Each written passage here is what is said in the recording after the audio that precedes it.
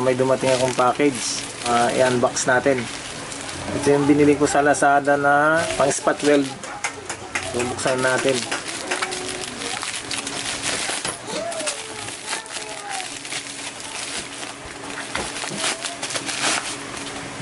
Ganda ng package, oh.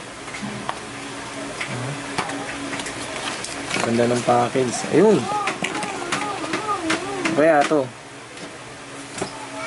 Hindi ko pa alam guys kung paano gamitin to eh. Saan kaya to? To. Ano to? So ito yung may ano pa siya, adapter. Hindi ko alam ano to eh. Kaya to. Ano? Switch. Ito guys, switch. So hindi ko pa alam kung may guide to. May guide kaya to? Oh, ba't walang manual?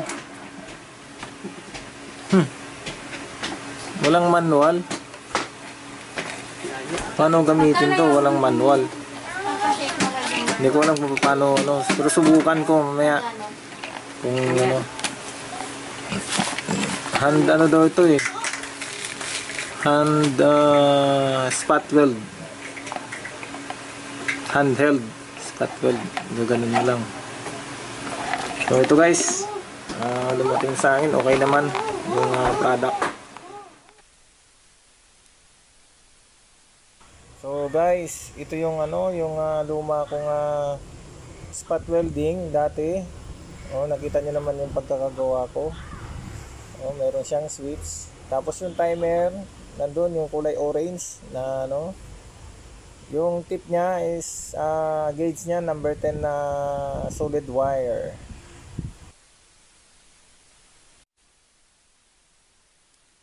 So guys, bago natin na palitan yung tip, mag-testing muna tayo ng battery na 18650. Ano natin, no, lagay muna natin ng cordon. Tapos on natin. Tapos mag-test tayo ng ano,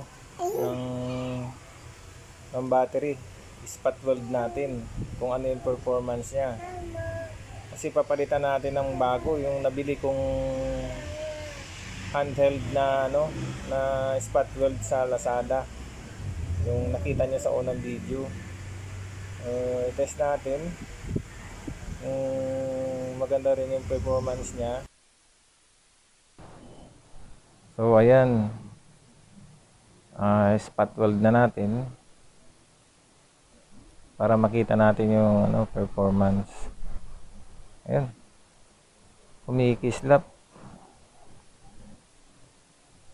Hindi didikit yan eh. Pagka kumikislap, nabubutas lang yung ano, yung nickel plate. Kailangan diin na diin. Yun ang problema ko dito sa spot welding ko eh. Hindi ko magamit ng maayos eh. Kasi minsan pag hindi pumantay yung tip, kailangan gaganyanin mo pa eh. Yan. Yun. Dikit na dikit to. Nadikit. Maganda din naman, kaya lang hindi, kung nagmamadali ka at ano, hindi maganda gamitin. Kaya naisipan ko bumili nung ano, nung handheld na ano, parang mabilis gamitin. Ewan ko lang kung matibay yun na. So masusubukan natin dito. Kasi kung doon kasi masusubukan natin yung product kung maganda. Pero sa tingin ko parang plastic lang yung ano eh, yung hawakan eh. Hindi kaya ano yun. Ayan oh, yan. Kumikislap. Ibig sabihin pag kumikislap, nabubutas lang yung nickel plate, hindi dumidikit dun sa battery. Kaya napag-isipan ko na ano, na palitan. Ayun, maganda din naman, matibay oh. Matibay ang pagkakadikit. So, ayan guys. Matibay oh. Matibay din naman. Papalitan natin yung ano, yung handheld na. Ayan, para wala na yung ano na yan, kahoy na yan.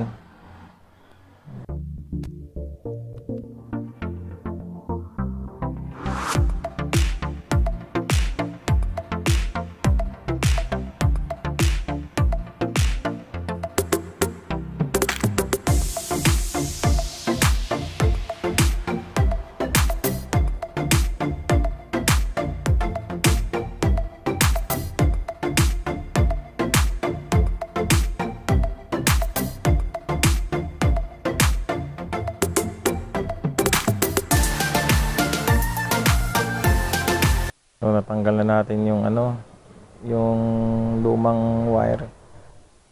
Palitan natin ng gauge 6 mm na wire, mas malaki para hindi uminit. Kasi may init yun eh. Ano yung wire, maliit.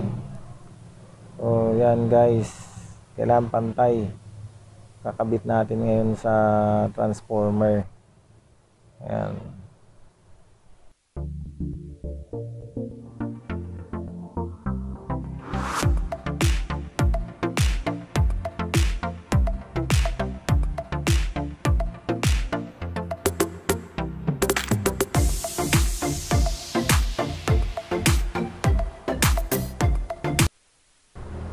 So ayan, na ilagay na natin, nasuksok na natin yung ano, yung wire.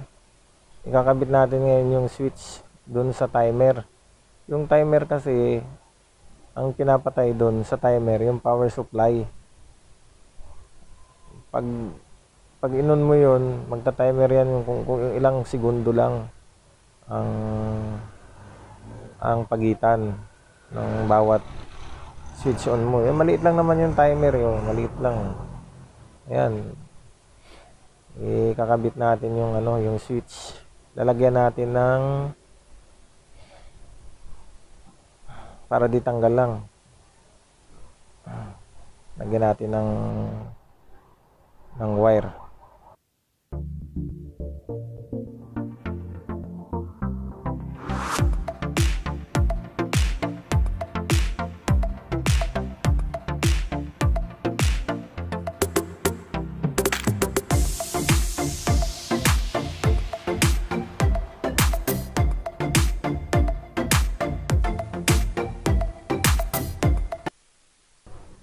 So kakabitan natin ng female plug yung timer para yung galing dun sa binili nating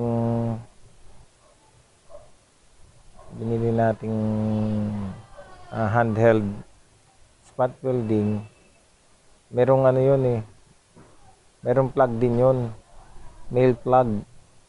So doon natin ikakabit. So ayan, female plug, kakabit natin yun sa power supply. Ang pinapatay lang doon yung negative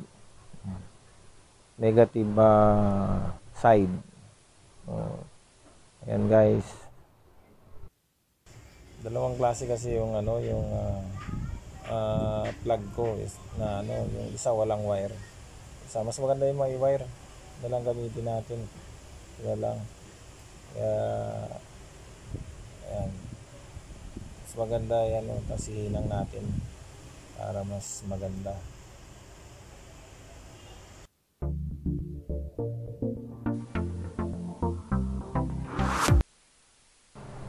Ito, install na natin yung tip. Isuksok natin yung tip dito para ikabit dun sa i-bolt natin dun sa bago kong binili na ano, handheld spot welding. So medyo mahirap ikabit kasi masyadong malaki yung wire. Kailangan ano, tapos wala tayong pang ano talaga pang kabit. Kasi mahal yung pang ano diyan eh. So pliers lang ang gagamitin natin. Tanggalin muna natin yung ano, insulation. Alisin muna natin yung insulation. Ayan. Pag natanggal na po, ikakabit natin yung tip. Doon natin ikakabit yung bolt. Kabitan. Para maikabit natin ng maayos yung spot welding. Ayan. Ayan. Medyo mahirap yan. Mahirap kabit. Kailan pirsado? Yan. Kailan pipirsahin mo? Kasi kailan malakas. Yan. Yan. Yan. Isa pa.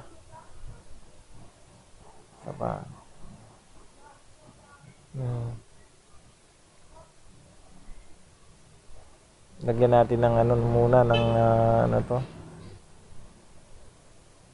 shrinkable material para sa insulation.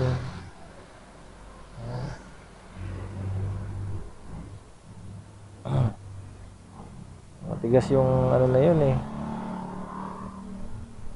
Matigas yun eh. Ayan, lalagay muna natin.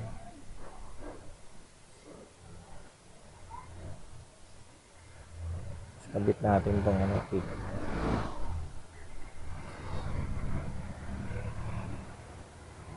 Yan. Yan. Pliers lang ginagamit ko dyan eh. Yan. Yan. Isa pa, pliers. Yan. Yan. Yan. Kailan mahigpit yung pagkakabit. Hindi matanggal. Kasi umiinit dyan banda kung ayan, isa pa. Sa kabila naman. Baliktaran. Yeah. Yan. Kailan di nadiin. Yan. Ganon din sa kabila.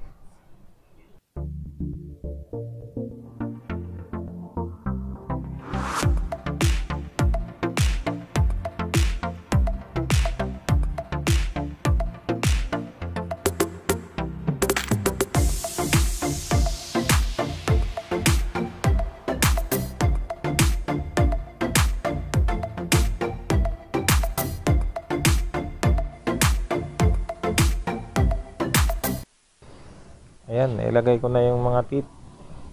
Lalagyan natin ng insulation yung sa may butas doon kasi gagasgas yan eh. Ayan, ilagay ko na yung mga tip. Nilagay na. Lalagyan natin ng insulation din dun sa may butas doon kasi nagagasgas yan.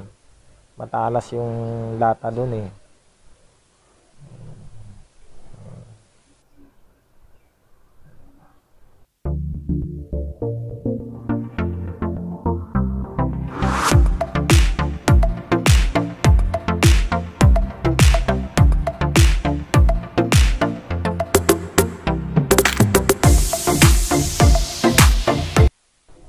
So ito na yung ano, yung binili kong handled spot weld.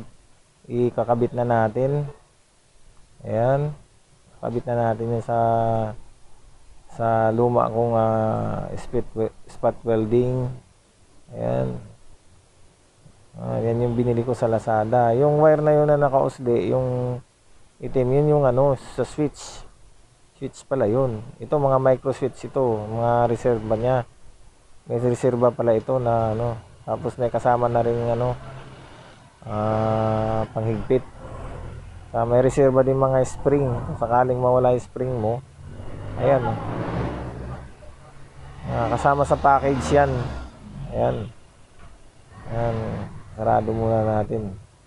Baka mawala yung mga reserva. Matibay kaya ito. Masusubukan to eh pagka yung matagal mong gamit na. Plastic lang yung ano, yung pinakahawakan niya eh. Kaya kakabit na natin para masubukan. Ayan, tinanggal na muna natin yung mga tornilyo. Ayan. Tapos kakabit natin doon sa tip. Yan, yan. Ito yun. Ano, masusubukan natin to kung gaano ka. Yung pulang wire na yun, may init din yun eh. Kabit natin.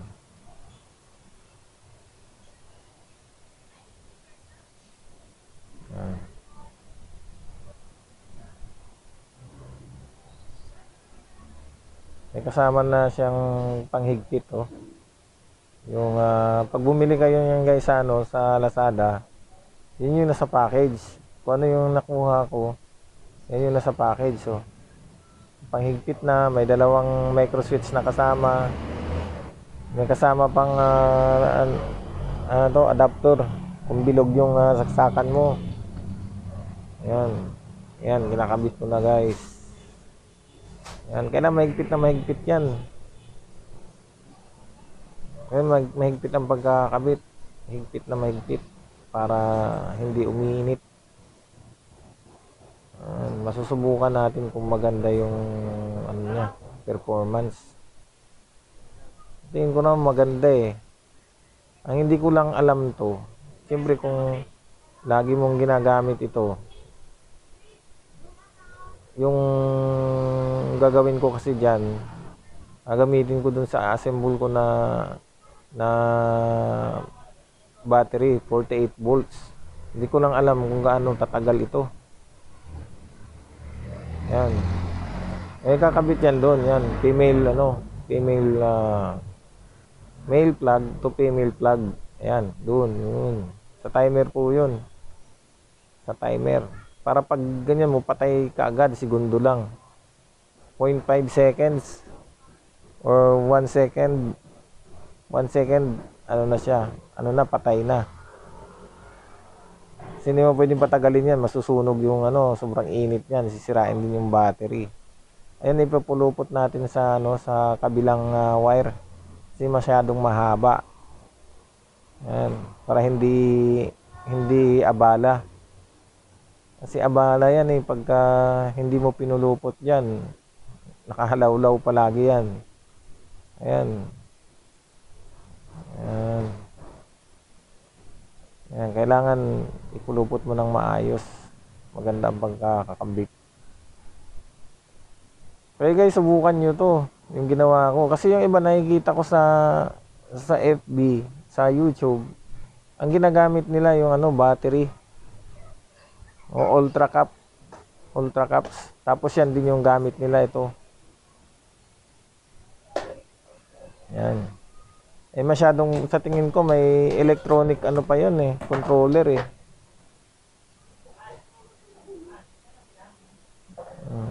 Ayan na guys, tapos na.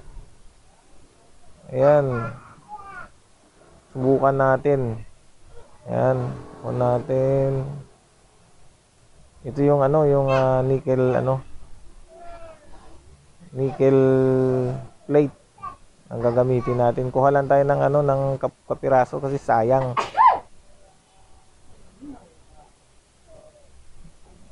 Sayang naman kung yan, kapiraso lang, pang test lang.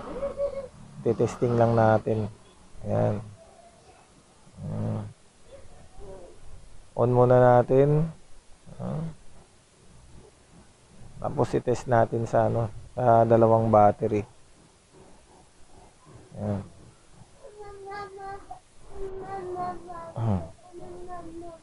May bata dito guys eh. Maingay. Maingay, makulit. Makulit na bata. Ayan, testing natin. Testing natin sa battery. Ayan. Subok.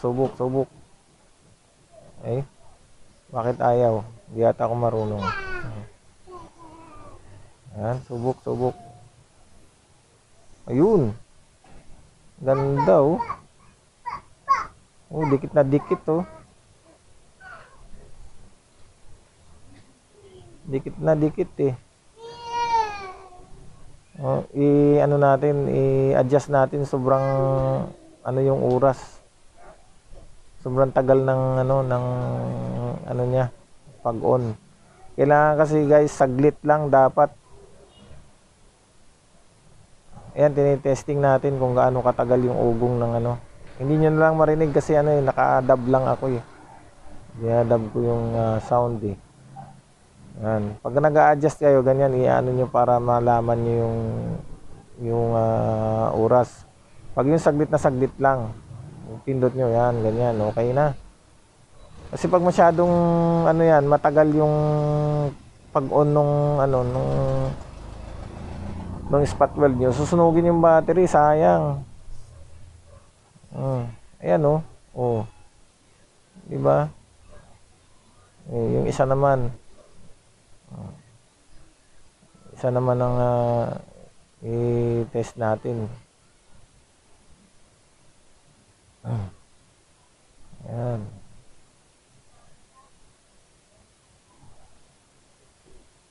Dito natin malaman yung ano. Ngayon pag gagamitin ko na ito sa ano, sa ayan oh, ganda oh. Ang ganda ng pagkaka ano. Mas maganda pa rin ito dun kaysa dun sa ginawa ko. Oh, ayan oh, tibay oh. Tibay. Oh. Hindi na tatanggal. Oh. Yan guys, dun sa ano sa mga subscriber ko at saka hindi pa nakapag-subscribe na hindi pa nanonood, mag-subscribe naman po kayo. At huwag kalimutang pindutin yung ano, yung notification bell para lagi po kayong updated sa mga bago kong video. Ayun, yung unang nating ano natanggal oh. Medyo hindi maganda ang pagkakahinang. Okay guys, salamat po sa panonood ng aking video. So masusubukan natin to kung gaano katibay itong ano. Subaybayan niyo po yung ano, yung paggawa ko ng ano ng e-bike. Doon po natin malaman yung ano, yung kung gaano katibay yung ano. Ayun, natanggal din. Pag pinipwersa mo pala, pero maganda rin ang pagkakahinang oh. Ayun guys, so guys, maraming salamat. Maraming salamat sa mga nanonood dyan. Huwag kalimutan mag-subscribe, i-like yung video, at saka kung may katanungan po kayo, mag-comment po kayo sa baba. Maraming salamat po. To change your